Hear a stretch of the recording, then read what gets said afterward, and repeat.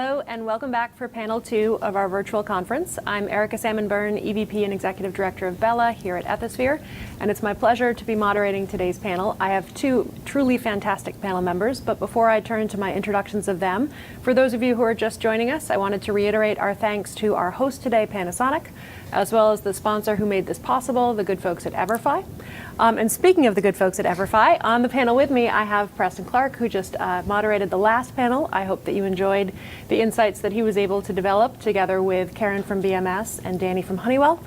Joining Preston on my panel today to talk about assessments and ROI and effectiveness of training is Corin Neff, who's the Chief Compliance Officer at Wyndham. And with that, we will go ahead and dive right in. First off, Corin and Preston, thank you guys so much for joining us. Thank you. Thank you.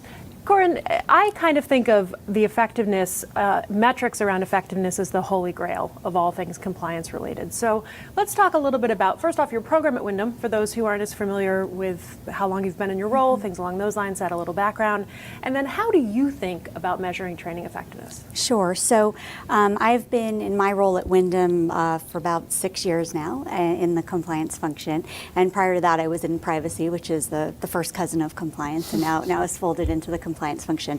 I like that phrasing, by the way. So at Wyndham, we have a decentralized compliance program. So we have about 40,000 employees across the globe. And I sit as the Chief Compliance Officer, and then we have 3 divisions, with each division having a general counsel. And each one of those general counsels acts as the business unit compliance officer for that business unit. And then we then have regional compliance leads that are out in the various regions in which we operate, so we can really make sure that we're acting as the consistent thread at corporate in terms of how the compliance program is being is evolving and being handed out, and that there's consistency. But we're really looking to the business units to ensure that it's deployed in the correct manner for the business units. So in terms of metrics and effectiveness, we spend a lot of time talking about metrics and meaningful metrics. Anybody can put a bunch of numbers on a page and, Sure. and hand them out, but what's going to be something that's going to be meaningful to both the business and the compliance function? So we've divided our metrics into 2 separate categories. One we call operational metrics. So how do we make sure that the compliance function is functioning appropriately? Are we investigating claims in the appropriate amount of time? Are we doing screening in accordance with what our standard operating procedures are?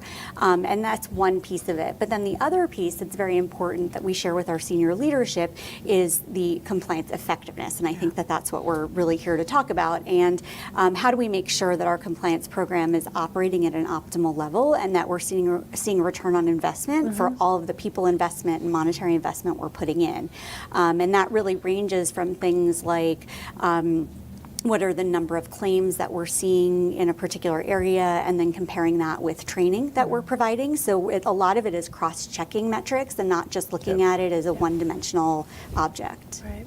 Yeah, and incidentally, in the cross-checking component, you fit into the 52% of companies in our data set that do exactly that, right? You roll out a training program on, let's pick on data privacy. We'll roll out a training program on data privacy.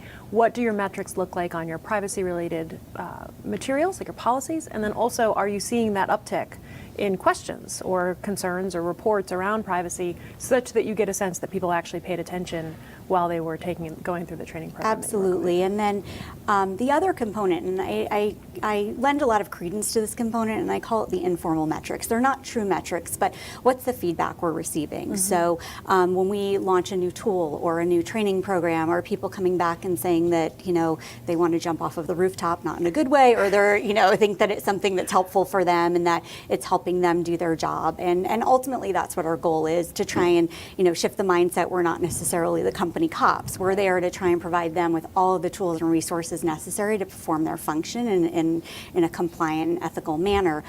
So that feedback and that kind of that category of informal metrics is something that's really valuable. Can't be measured as much, but we can get a sense and a feeling from people. Yeah. Preston, you were doing a lot of nodding, so yeah, I love this question. as Corin was talking, so as you and the team at Everfi, as you talk to clients, as you think about what makes training effective, what are the metrics that you point to? Sure, and I guess by way of introduction, before I was in the world of compliance training, I was also a practicing attorney in the compliance space, and so I've got to see this both from the inside and the outside, and also with the evolution of technology. I think how Everfi thinks about it is however we need to. And I don't mean we're all things to all organizations, but we tend to be very adaptive to the organizations and the subject matters we address. And so I'll give a bit of context to that. We find that there are topics that require a lot of ROI defense and require a lot of internal quarter by quarter, year by year. How is this working? Is the major investment that you alluded to, are we getting the return that we expected? And setting the internal expectations of what success looks like is a big part of what we do. And it would be easier if I could just say, and these are those metrics, and for every program we build, these are the metrics that are hard-coded. But invariably, and I hate to admit it, there are topics on the HR side that might range around anti-harassment specifically, where the success metric is completion and participation. And so the defense of is it viable or is it working is 97%. Okay, we did it, we achieved it. And far be it for us to project on our thousands of customers that there's only one way to do this. But then on the other end of the spectrum, we have more intractable, more socially complex, and for whatever reason, less sort of prone to just be dismissed as something that is getting done sufficiently by completion. It literally requires efficacy, and so which is our favorite type of work to do, as you might imagine. And that means that it's a programmatic, multi-quarter year program that includes assessments, it includes surveys, it has impact reports that allow quarter by quarter or annual review of the effectiveness. But then the question of what does effectiveness mean still becomes front and center, because are we talking about transference of knowledge? Certainly that needs to come in there, but obviously if it's not affecting behavior, if whatever you're trying to just because you know it doesn't mean you're doing it. Yeah. So that can't be enough. And then there are certain topics that have climate components, which a one-off response isn't what we're looking for. We're looking for, in the aggregate, the sentiment. Like you use inclusion as an example. It is a sentiment. It is something how you feel, and you look at that data in the aggregate, and you need to be able to do these climate assessments at a certain interval in conjunction. So sorry to run long on the answer, but I think for us, it really depends on topic, and it depends on institution and organization. But we see our business has shifted dramatically in the last couple of years, because the expectation now is that folks don't just want to train and say we've done our job because it looks good, great instructional design, like bravo, 98% completion, but really what's the data? And then I think to your point, the cross tabulation of data becomes, from other sectors of the business, becomes sort of the last key component of saying, let's not just look at this as a closed loop educational cycle, but let's look at the signals that we can compare it to that are either causal or corollary that let us know that this is working or not working. Yeah. And I think that's one of the things that, certainly for me, over the course of the last 15 years, I've seen that as one of the biggest changes, right? That idea that you really are looking at that behavior change, that causal component, right? 5-10 years ago, it was everybody gets anti-money laundering training, whether you have KYC risk or not, doesn't matter. We're going to give all 5,000 employees anti-money laundering training, and 97% completion rate, call it done.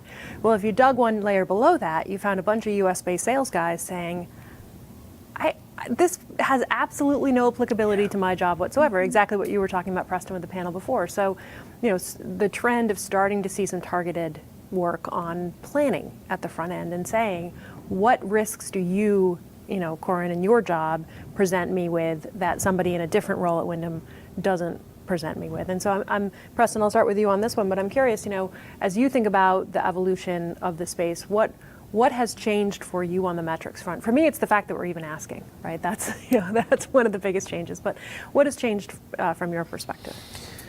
I think the biggest shift is that we're getting fewer incremental requests for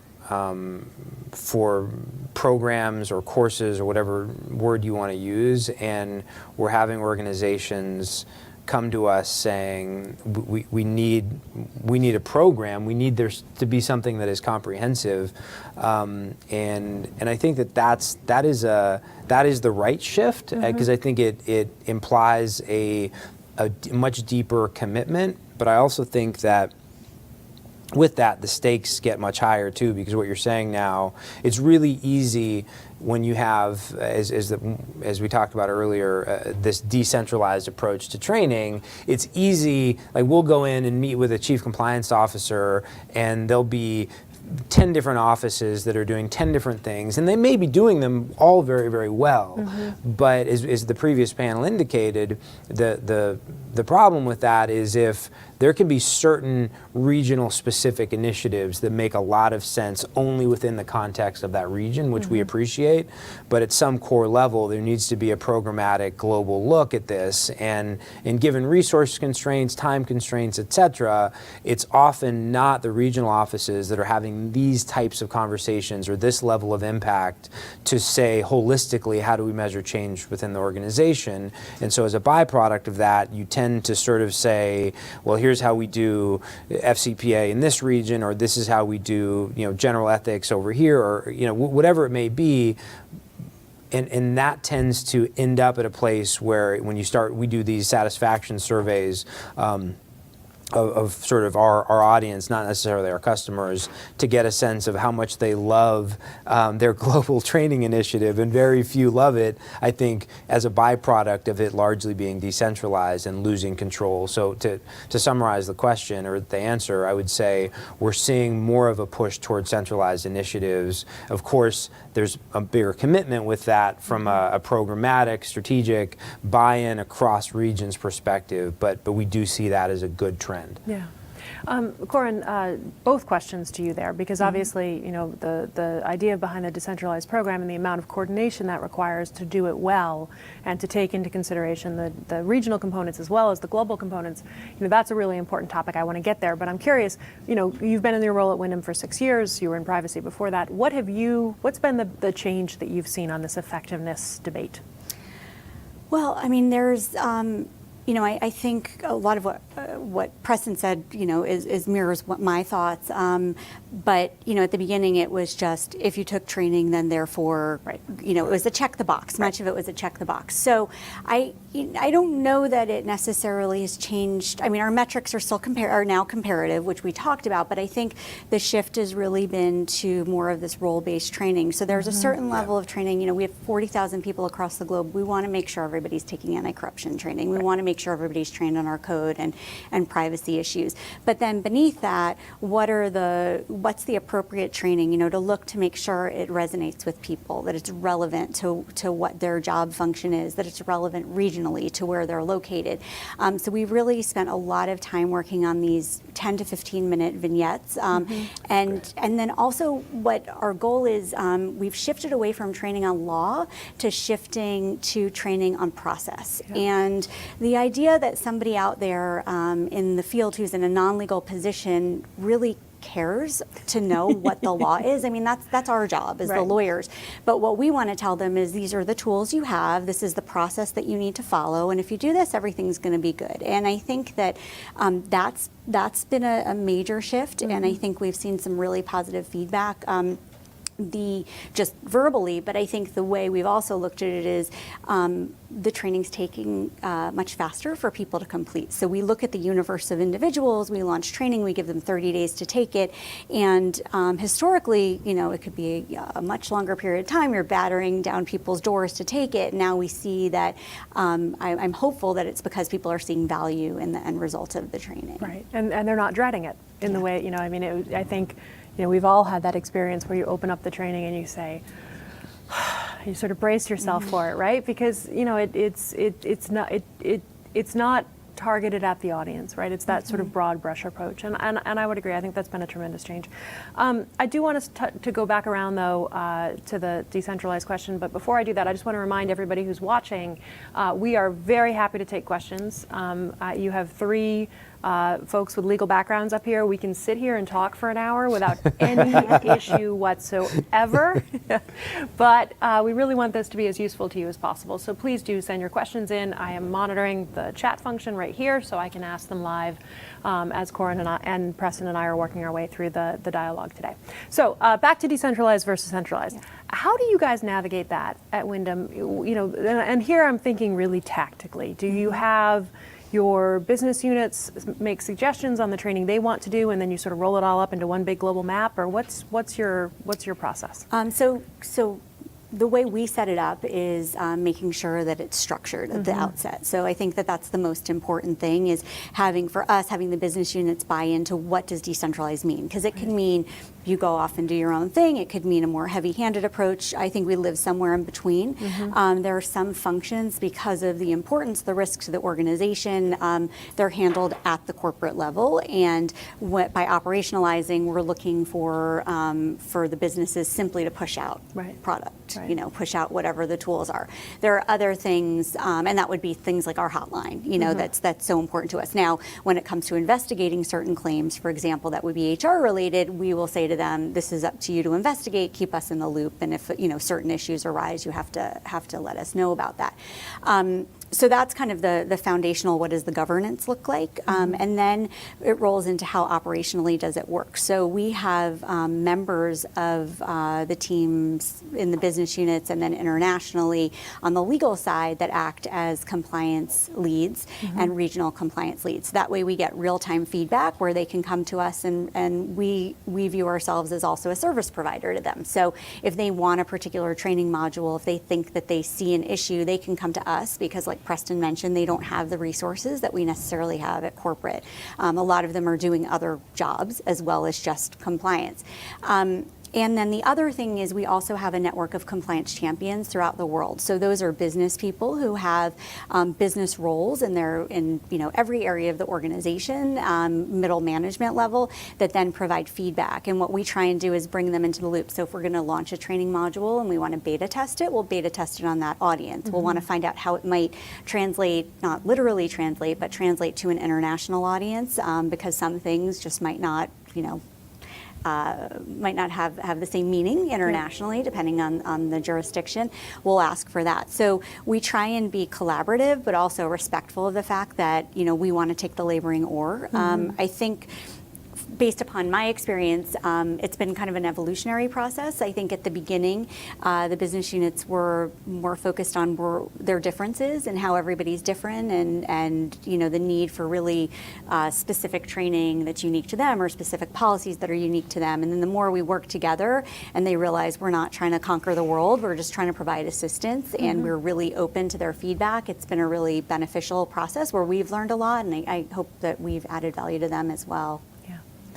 Preston, your thoughts on that description from your experience? Yeah, so we, I think what our user data tells us is that, sort of similar to Netflix, our approach is that over the years we've built a massive catalog of localized and you know, a broad number of subjects for corporations. And in a perfect world, we would come in and be a central solution and say, okay, everyone come to the table, like the solution has arrived. And invariably it doesn't work that way. It's sort of like saying you're going to get your family a pass to Netflix, and that everyone's going to watch literally every piece of content on there.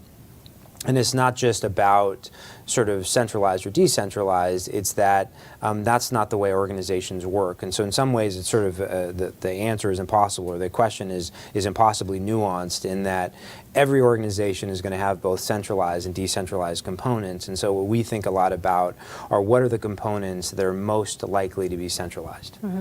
and because of how we sell, it's sort of a subscription based where we certainly have quarterly business reviews, and we work through other business units to help drive adoption and engagement of the platform and of the courses. But invariably, at the end of each year, at the end of each quarter, we can do a macro look at our data across thousands of customers and see where centralization is occurring, because we can do this correlation between the admin, whether it's a centralized admin or a regional admin, and the courses that they're deploying. And that signals to us how pervasive different topics are becoming centralized. And so, long answer short, I think that what we've found is it still varies, but the topics that we would expect to have sort of global resonance and continuity are the ones that absolutely need to be deployed centrally. But even as I say that, often is the case is they're still not. And so what we'll try to do over time, and it's like under our sort of not to talk about our business overtly in this context, but like our goal is not to sort of charge more over time, it is to penetrate more over time, meaning how do we then find the regions that ought to be, that we have a chief compliance officer saying, please partner with me in this and call this region and get them excited about this course, because I don't necessarily have the pull today to enforce on this program because they have something that they've been using for years. The problem is I don't have perfect data on it. I don't love the content. It's inconsistent with what we're doing in our North America office, et cetera. So I think it's a nuanced question with a nuanced answer, but we certainly see trends, and we know that large organizations, especially that grow through acquisition, have the need to take more control over a centralized approach. Yeah. If I could just add one thing.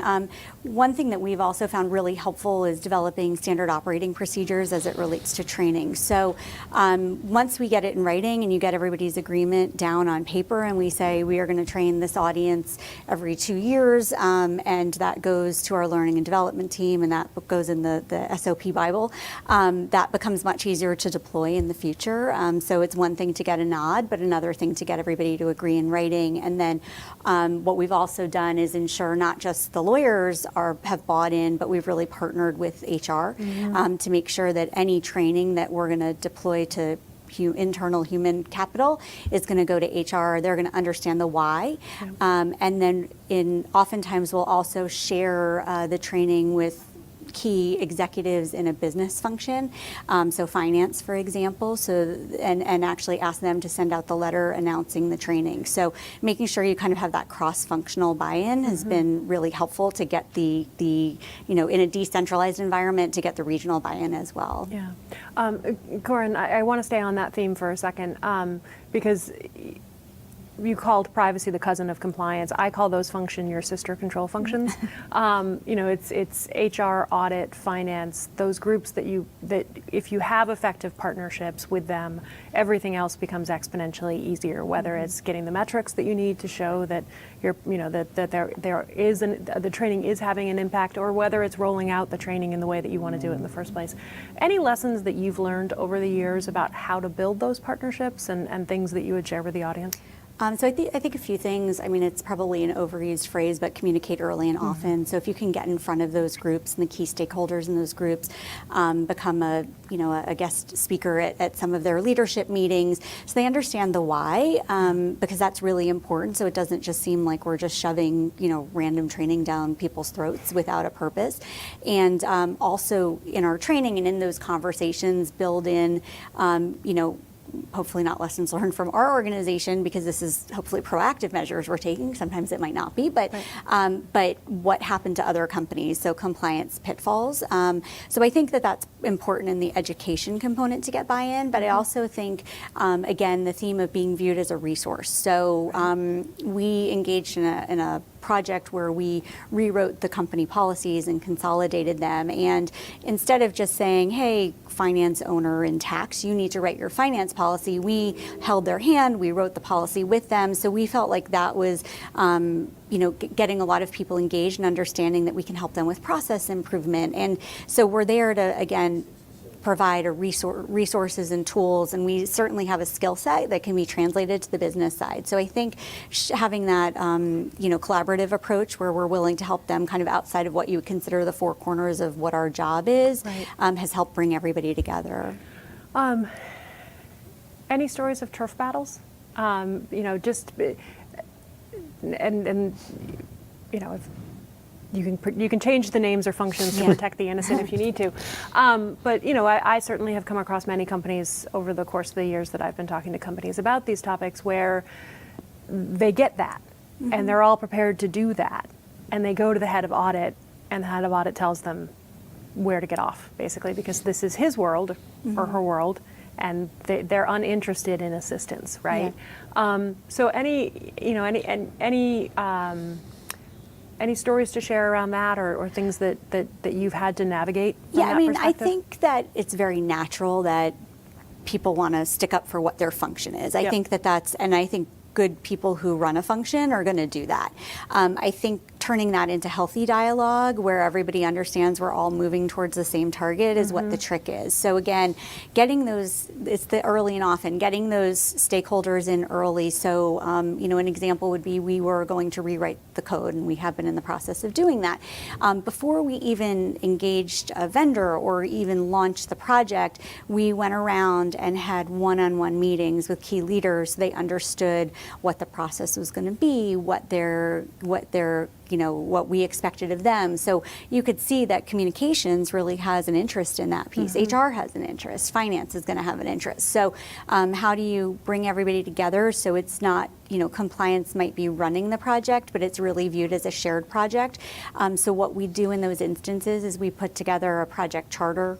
We put together an executive team of people that are engaged. So, that's not going to, on a day-to-day basis, when you're dealing with smaller issues, that's not going to happen. But when we can put down those foundational, building blocks for the bigger projects that we're working on, then I think the there's a trust that gets built, Yep. and an expectation that it's just collaborative and we're not looking to step on anybody's toes.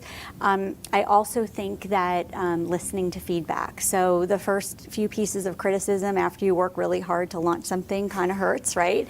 But when you can make little tweaks to your project, recognizing, or whatever even the end product is, like training, recognizing that it's all coming from a good place, I think that again, it takes away the idea that this is, an arrogant function that just wants to push out what they want to push out, and we're not listening to feedback from anybody. Yeah, that makes a lot of sense. Preston, anything to add to that? Yeah, I will not refer to any names. Yes, but yeah. one do of the Law and Order disclaimer. yeah, right. One of the less glamorous parts of my job is as we engage with I think it's least glamorous in the Fortune 100, where we will be brought in, by a chief compliance officer or general counsel to have the talk, and the talk is to a large group of people, many of whom have owned different aspects of training, and I get to be the sort of bearer of bad news that the organization is looking at taking some of these online. And it's amazing how my buyer sort of sinks back into the chair and is like, "You got this, and we'll take it. We'll be the front lines of that." But we've had, just a few months ago, had a very awkward conversation with some very talented, very experienced people who had a lot of independence and autonomy over the programs that they were building and delivering both online and in person, and that the organization, because there was a lack of continuity, tracking, cohesiveness, etc., needed to introduce something, and quite frankly, these companies have the resources to do this themselves, maybe nearly as well as we do, but they need us to be the wedge, or at least the sort of the bad guy in the room, to say, we're going to use a vendor for these topics, and here's a leading provider that works with these other vendors, and then we end up having to take these very intense objections to the degradation of the user experience, and that's not how we do things here, and things have changed, and again, it's sort of it's just as the world moves, as big data creates systems of learning that are in the aggregate superior. The notion that even a Fortune 100, much less a mom and pop shop, would go to great lengths to reinvent the wheel on a subject matter that is being critically dealt with is like saying, if I can stream in a tenured professor at Harvard to teach economics, I wouldn't do that because, you know, I want John, the local finance instructor who, you know, doesn't have the pedigree, you know, because, you know, I want him to feel good. And it's like, it's at some point that just breaks down. Mm-hmm. And that actually circles us back around to the metrics conversation, because, you know, one of the things that I found in my experience is it's easier to have that conversation with those stakeholders, particularly outside of legal, if you can have some of those metrics, right? If you can demonstrate some of those pieces. So, you know, for example, in our data set, 72% of the companies that utilize culture survey results as one way of demonstrating the effectiveness of their training. So, you know, before I rolled out my training, I had 45% of my employees that said they were willing to raise a concern if they saw something. After I rolled out my training, I had 52%, right? Those, you know, sort of demonstrable markers of behavior changes. You know, Preston, in your experience, either as part of those interesting conversations, I'm going to call them interesting conversations, as part of those interesting conversations or otherwise, you know, what is that persuasive component for some of those executive buy-in conversations in your experience? Yeah, so I'll use the example just because it's, you know, it's not as much an ethics issue, though there's certainly some intersectionality there. But whatever the front page conversations that are boiling up around diversity and inclusion, the notion is that what's going on in the newspaper is indicative of a larger social trend and a larger social problem, which is fine. But invariably, at the C level, most organizations are saying, I think we're doing pretty well. I think we're okay. So we start by looking at, so we'll challenge them to look at the diversity metrics, which are interesting, and they can pull from their HRS system, and we can give them recommendations on what to look at, and maybe there's some insightful trends there, or maybe not. Maybe they'll say, yeah, we could do better, but look at these 10 other organizations we benchmark against, like, hey, we're fine. Right. And then you say, okay, well, what about inclusion? And they're like, okay, well, where's that in the HRS system? And they're like, well, it's not there. I mean, you can glean things in terms of pay equity and you know, diversity of management, et cetera, but you don't know, right? You don't know specifically.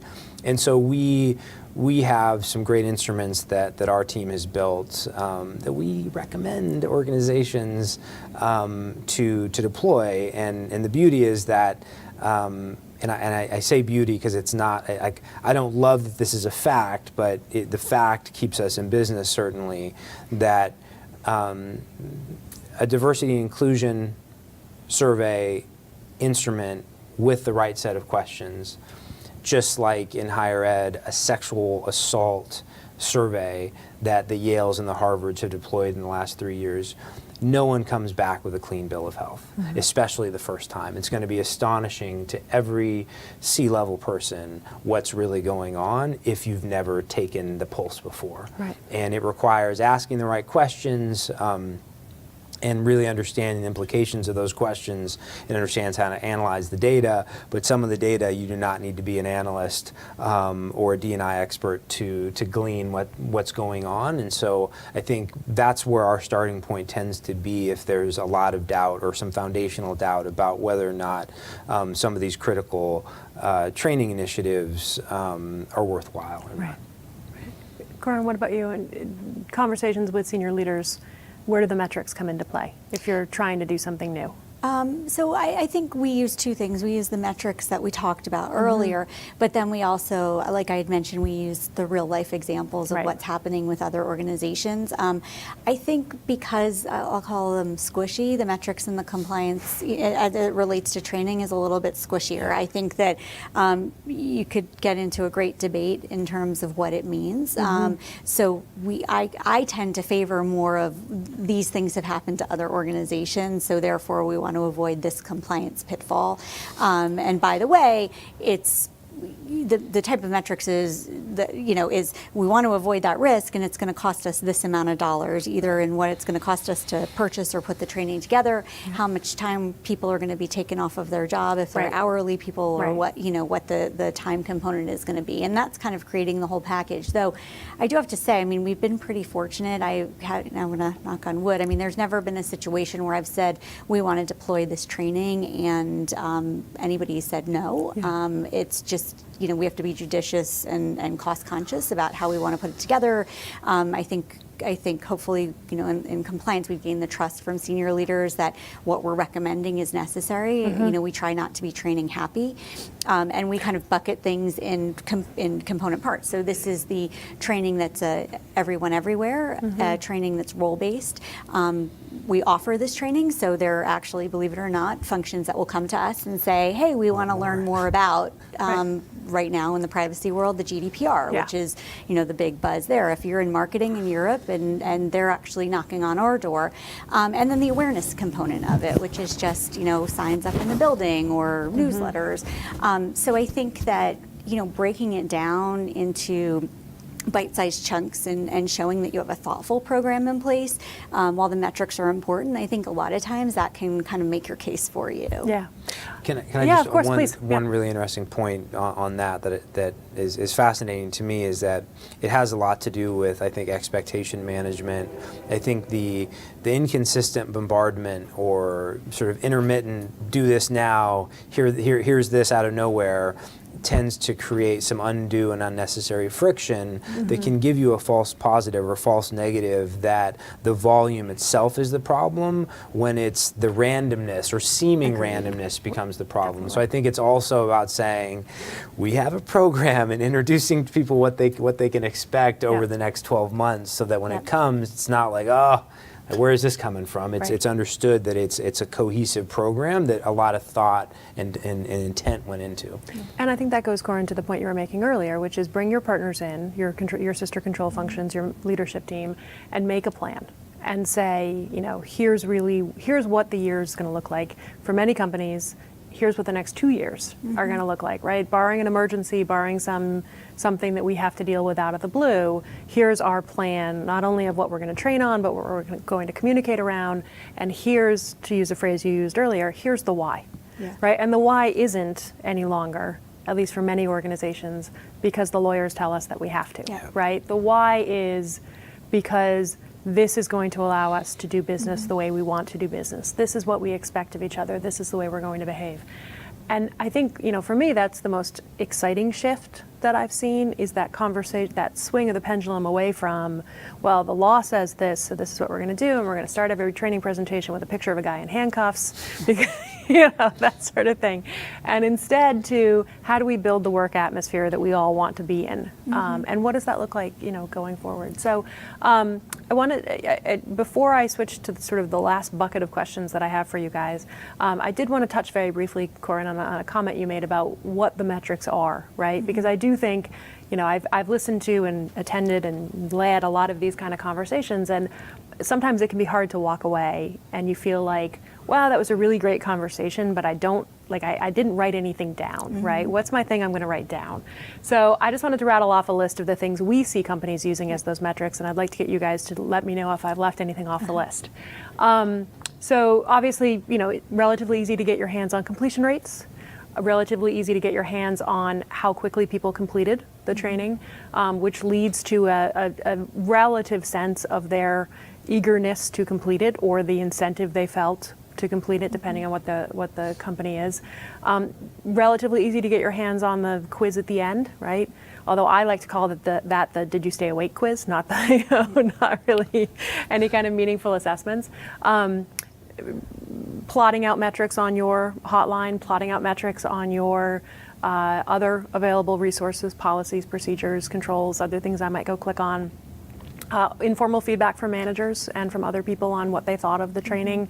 Maybe you do a post-training survey, right? A little brief Net Promoter Score type survey of what you thought of the training. Culture survey findings, obviously. 26% of the companies in our data set are actually doing 6-month post-training retention assessments. So you'll actually send a quiz out to your employees and just see whether or not they learned anything during the course of the training conversation. What else are you guys thinking about using, currently using? Preston, what do you see your clients use? What have we left off that list? So there's one thing that we do, which is anytime we have an investigation through our Yep, root hotline, cause. we actually then go back and assess whether or not the individual that's being complained about and Yep. who is complaining actually completed the relevant training. Yeah. And that's very interesting. If they haven't, on either side, one, why, and that adds to potentially, the disciplinary action that they're going to receive. Yeah. And two, if they did that help actually somebody bring a claim forward? Yeah. And you guys, is that part of a larger root cause analysis that you guys do at the end of investigations? Yeah. The challenge that I've heard many companies talking about with that piece is it's very easy anytime you do an investigation for your answer to be more training. Yeah. But that may not actually be the answer. And so I think you have to be a little judicious. Yeah, on so that. ours isn't about more training, it's about whether they took training. We believe that we have training that covers the gamut of the Yep. issues that we've seen. So it's whether they took their required compliance training that relates to the issues. So Right. we're not going to necessarily, if it's not a sexual harassment case, we're not going to look at sexual harassment training and whether they completed it. If it might be a corruption case, we're going to want to look and see if they took their code of conduct training and their corruption training. Right. So yeah, I agree with that. Yeah. Preston, anything else that? I think you hit on all the pieces. I think the hardest part is topic by topic or learning objective by learning objective, the interplay between all of those elements. And it's like, I'm not just sort of making up an answer because it sounds good. It's like in practice, the problem is that if you make the decision as an organization that you're going to take a programmatic or curriculum-based approach to foundationally address an issue, so not just legal coming in, not just check the box, but actually with the goal of effectuating change, the quizzes, the surveys, the assessments as woven into a curriculum or a programmatic approach that takes 18 months, 24 months, has to have the same level of intentionality and design that goes into the courses themselves. And then they all have to be married together. And so it's not, oh, we have a new course, and so we need to do some surveys, and not that an NPS type assessment isn't a valuable signal, Sure. because it is. You want to get, Right. you want that feedback. But it's just a signal. It's one signal. Right. Right. And so, and what does it mean then to actually have a program that is thoughtfully designed? And we more often than not, we see that not happening. We're in the business of building programs, so this is sort of what we do, and we're very critical when it's not done right. Our educational experts are sort of hypercritical to that point. But I think that best efforts is not, like, the difference between saying we don't just check the box and having an effective, impactful program is it's 1,000 miles apart. And Right. I think most folks end up, like, I appreciate not checking the box. I appreciate getting feedback and listening to the various data points. But what we really appreciate is when it's really been a well-designed educational plan that up front said, here are the questions we're going to ask, here's what we're going to do with the data, and at the end of the year, we're going to look at a holistic report of how this played out based on the curriculum that we designed. Yeah. And that's, it's interesting because I think one of the things I would recommend that people do is almost create a compliance training catalog of all of the training that they have and then compare it against their program elements to make That's sure it's great. almost your Yep. internal gap assessment. Yep. And that will help you determine what your 3-year plan is relative to training. And there are always going to be issues that arise that, the new hot topic that you need to train on or to modify training. But I think that becomes a really effective tool. It's also a really effective way to communicate to people out there that might not be required to take a particular training module, but might just be interested, or we might not have recognized that it actually impacts their job, no matter how many people we spoke to. And then we start seeing people in a particular area just all of a sudden care about a topic that we didn't know that they did, and that helps us learn as well. Yeah, I think it's a really good, it's a really valid point. The only addition I would make to it is add communications as part of that, right? Because I think very often it's easy to think about training and communications as two separate topics, and they really aren't. aren't, right? They're Agreed. two sides of Yeah. the same coin. Especially as we think about the changing workforce and sort of where we're headed from a delivery modality perspective, and then also increasing gig employee bases and all of the other things Yeah. that people are starting to think and talk about. Understanding that you have to repeat the message regularly in order to sort of grab that small bit of mind share that people have available for you, I think it's a really important piece of the puzzle as well. So speaking of that repetitive messaging and needing to diversify where it comes from, I just want to spend a couple of minutes talking about effectiveness metrics around training your managers. So, certainly here at Ethisphere, we talk a lot about equipping managers to be ethical leaders. I have multiple examples of situations where I have seen companies where they promote people because they were good at the job they were doing, not because they have any idea how to manage people. How have you guys seen manager training done well? Corin, either something you guys have done at Wyndham, or Preston, something you've seen a client do, where you equip managers to be that voice for the compliance function? So I think, again, we have a large organization, Yeah. so the compliance function can't necessarily be responsible for training every manager. Right. But what we try and do is kind of the trickle out effect. So we have what we call our compliance and ethics leadership team, which is essentially our CEO's direct reports. So it's about somewhere around 100 people within the organization, and they get enhanced compliance training with the idea of tone from the top messaging. Yeah. So, to use Wells Fargo as an example, we would train them on Wells Fargo, so they would understand the pitfalls of what happened. They get kind of hot topic training.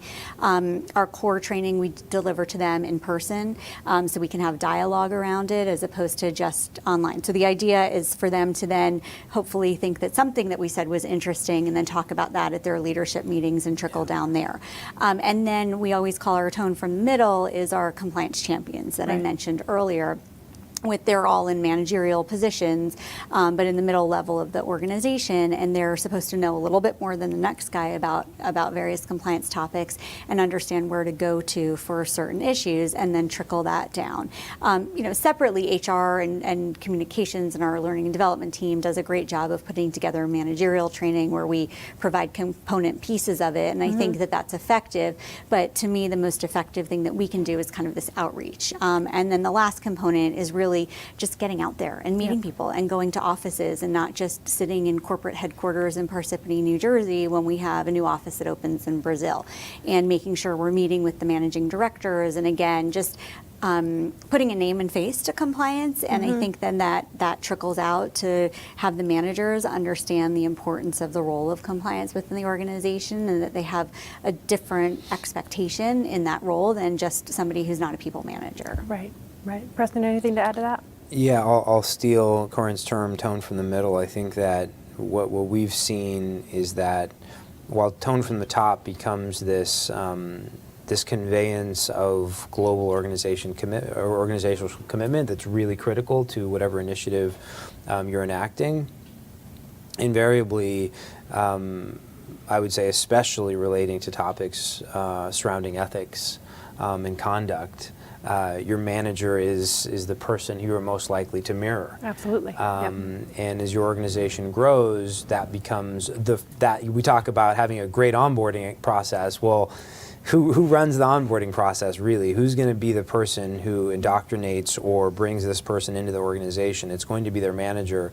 And so I think what you all are doing is the best work that can be done, where you literally are going in and meeting with those managers and making sure that there is some level of connectivity, that they get it, that they understand it, with the hopes that they then can go and reinforce that message. But certainly we build training experiences online as well, because most organizations aren't, or not, I won't say most, but a lot aren't that much on the ground, which is great that you are. And so those programs, it's not so much a train the trainer, it's more of these are the types of ways that you're going to be put in compromising scenarios. These are the types of situations that you as a manager are unique as it relates to conduct, ethics, harassment, discrimination, et cetera. And so I think we hope for the best, and we certainly, the more the tone from the middle can come in something that is grounded and well understood, and that they appreciate their value and their critical influence over the majority of the workforce, right? Because the pyramid goes up, and for a CEO or for a C-level to understand the day-to-day activities of a junior associate is just not possible.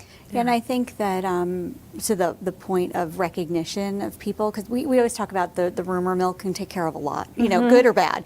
And when you have a manager who's reporting an ethical issue, we've actually had our chairman call people up and say thank you, and that gets out there. Right. So that I think becomes helpful as well. Absolutely, yeah, absolutely. And I think Preston, you touched on another thing that I would emphasize, which is clearly communicating to managers that, like it or not, this is one of the roles they have in their role at the organization. Because, depending on sort of background and personal proclivities, that may never have occurred to someone, right? I remember talking to someone who was leading an engineering team, and I said, that 85% of the employees that report to you said that they're not sure they can go to you with a question. They don't necessarily feel like your door is open.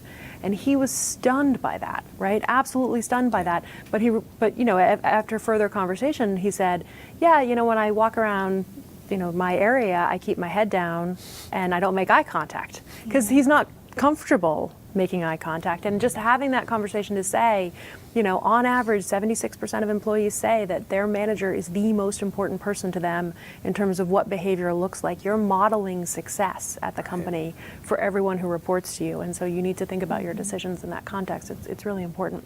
So in the last few minutes that we have left, a question for both of you. Preston, I'll put you on the hot seat first on this one.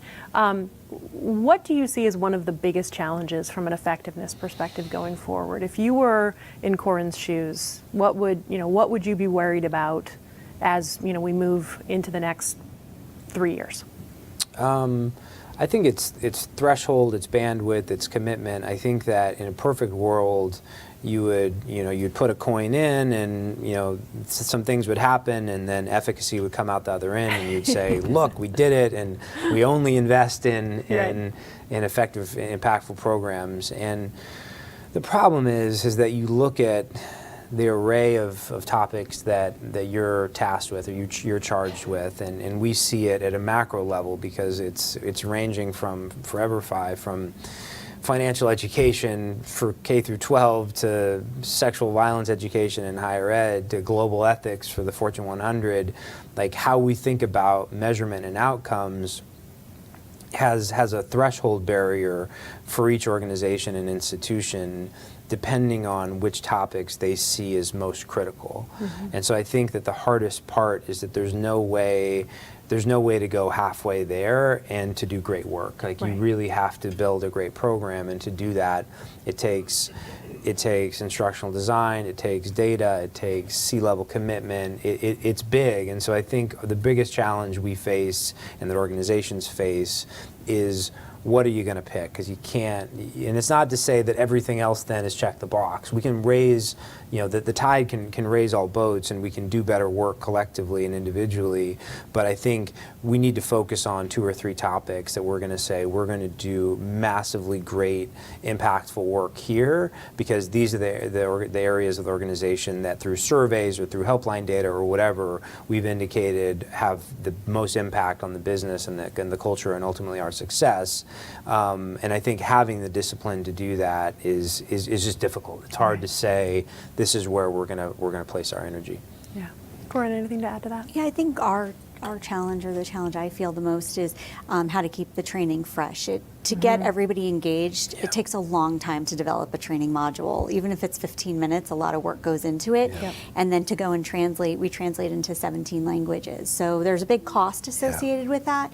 And if we're requiring training every year or every 2 years, depending on what the module is, to keep it fresh, so that maybe year 1 people are taking it pretty quickly, and by year 3 they're back in the jumping off the top of the building mode.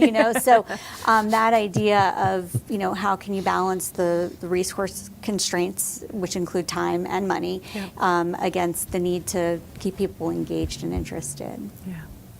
And I think the one that I would add to that is the changing regulatory landscape, right? I mean, the amount of variation that on the one hand, we're seeing a lot of standardization, right? So on certain topics, you're seeing more and more countries adopt very similar standards on things like anti-bribery, for example. But on the flip side, you're seeing more regionalization at the same time. And how do you balance those two pieces and also keep your content fresh? Now, some of the regionalizations you don't necessarily have to be concerned with for your broad employee base. You have a small slice of people that need to worry about that. But then for other things, big changes like GDPR, for example, that's a large regulatory change that you're preparing for, and it seems like compared to 10 or 15 years ago, that pace is accelerating. Yeah, and that fact certainly keeps us in business. Yeah. And there becomes a threshold where I'll talk to a GC or a CCO 3 years ago, and it's no, not a good fit, not a good time. We've got this covered, and then that regulatory pressure at some point it becomes too much. And there's certainly, again, there's always going to be, for global organizations, a lot of education that is owned individually or regionally, et cetera. But for the ones that have the most dynamic change components and have the language burden, the phone will ring and they'll say, we're ready, because this is getting untenable. This is getting, not only is it a resource issue, it's a focus issue. Like, even if the resources are there, it's now we have to divert all our focus on these changes while we're developing the new program for next year. Like suddenly they're now in our business of adapting, and it becomes it's an impossible standard to meet, I think. Yeah. Which goes back to that planning point, right? At the end of the day, it really goes back to that having a consistent curriculum plan that includes both the training and the communication side of things. Well, Corin and Preston, I can't thank both of you enough. This was really terrific. Really appreciate your time, and thank you to everybody who joined us virtually for this second session in today's virtual conference. We're going to take a short break. There's a little video we're going to play for you during the transition, and then we will be back with our last panel of the day in just a couple of minutes.